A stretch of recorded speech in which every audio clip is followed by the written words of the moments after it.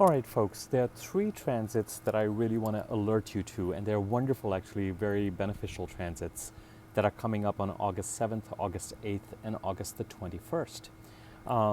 But before I get to these transits, which involve the Sun, Venus, and then Mercury trining or being in a harmonious angle with the planet Jupiter, and I will get to that in a second, let's do a quick recap as to where we're at right now, because these transits are related to some of the energies that we're currently experiencing.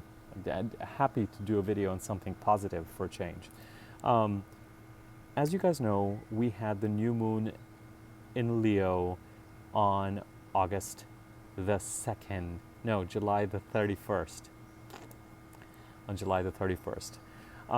It was also the day when Mercury was going direct. And I warned you, and what I said was that because Mercury is stationary practically on the day of the new moon, the month of August may actually may bear this imprint.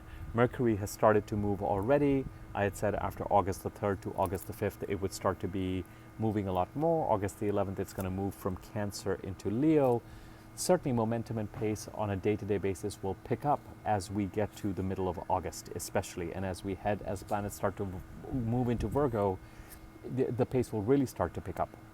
However, the month of August will still have a pregnant quality to it, or a quality of moving forward, but the roller coaster is not going to be careening down at the kind of pace that is going to be exciting and fulfilling to us. It will start to move, but even if things happen, it could be that there are necessary things that need to happen to get us moving in September.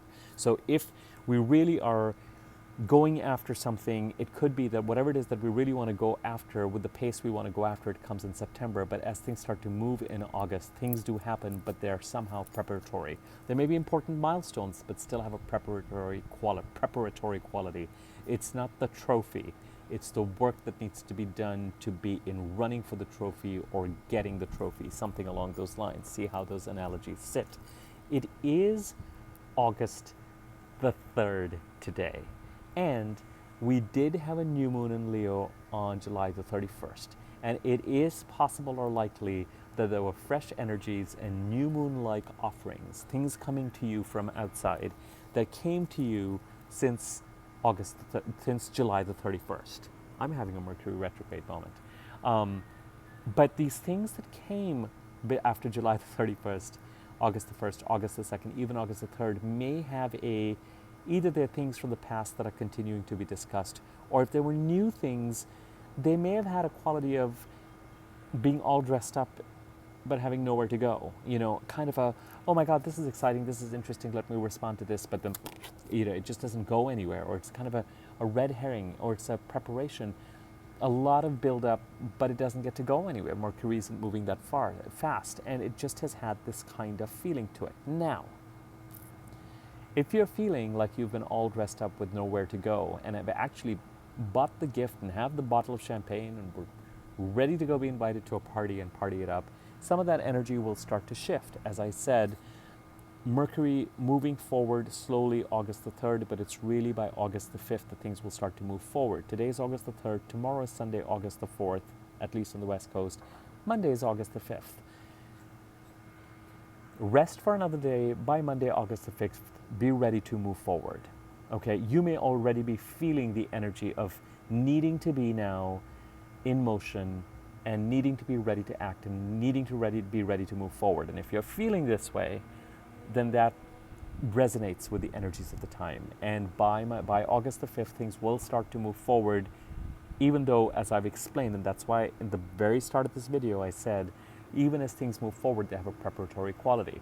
It is time to leave the Mercury retrograde energies behind us and to get off our butt and to start dealing with activities related to where the sign of Leo is in our charts, because we had the new moon there on the 31st, we have the sun there, we have Venus there, we have Mars there, and after August the 11th, we're going to have Mercury here, and also to continue to act on our plans for whatever it is that we want to do related to the Cancer eclipse. So time to start to get moving, especially as we head towards August the 5th and start to experience more forward momentum, whatever it is that it's going to lead us to in terms of culmination, and whether it is preparatory or not, or whatever. Okay, let's put on the seatbelts, get in the car, and as we head towards August the 5th, turn on the ignition. And if you're feeling like I'm ready to go, need to start moving on sub stuff, that's the right kind of energy. Now, August the 7th, the Sun trines Jupiter. August the 8th, Venus trines Jupiter. August the 21st, Mercury trines Jupiter. It's a step-by-step process. I would start to get in action, because without being in action, this is especially true of where Leo is at in your chart.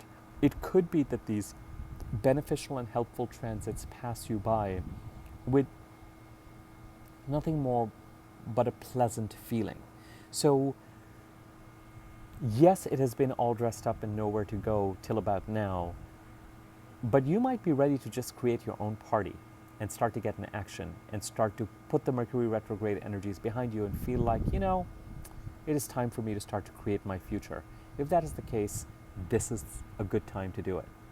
This is a good time to start to get out of the gate. This is a good time to be in action.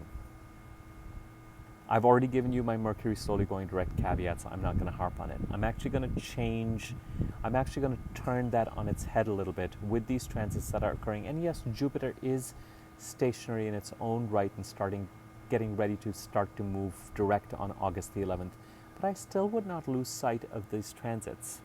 The Sun, subconsciously, starting to take action, lucky action, new beginnings, planting the seed of Venus, relationships and money, and then Mercury, followed by written communications, verbal communications, contracts, putting things in writing, communicating about them by the 21st of August. And insofar as we want to make the most of this Leo energy, while I've already told you in my last video, you do need to pay attention to where Cancer is and where the eclipse on July the 2nd. It's two areas of primary focus.